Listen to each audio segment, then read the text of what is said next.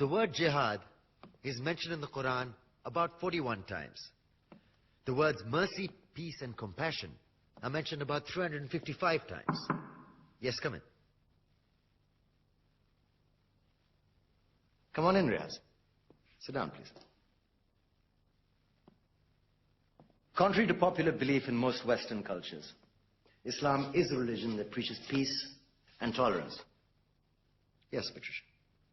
If Islam truly is a religion that preaches peace, then how come the world's most troubled spots, the West Bank, Afghanistan, Pakistan, Iraq, they're all plagued with Islamic terrorism? Well, that depends on your definition of terrorism. Some might argue that the U.S. invasions of countries like Iraq and Afghanistan are also acts of terrorism. Those were acts of war to get rid of despotic regimes. Or a means of getting at a country's oil.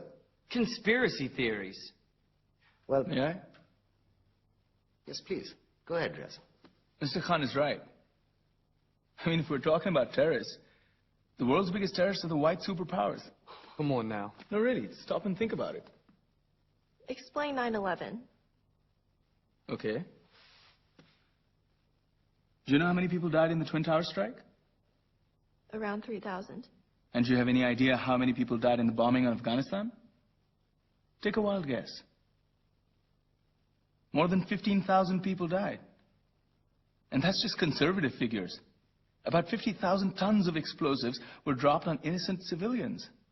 Men, women, children. Yeah, but that was because of the Taliban.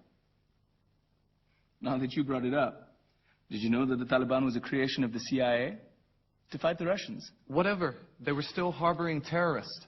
Yeah, right. Terrorists that were never found. Just like the weapons of mass destruction that were never found in Iraq. Do you want to get into the death toll in Iraq? 500,000 civilians and counting. And what do Britain and America say when they don't find these weapons? It's simple.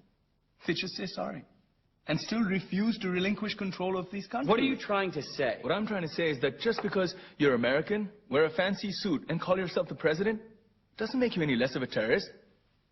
I'm saying that if you don't stop meddling in other people's countries, you will face a backlash. If Muslims like you feel that way, then why don't you get out of our country? We will. As soon as you promise to leave ours.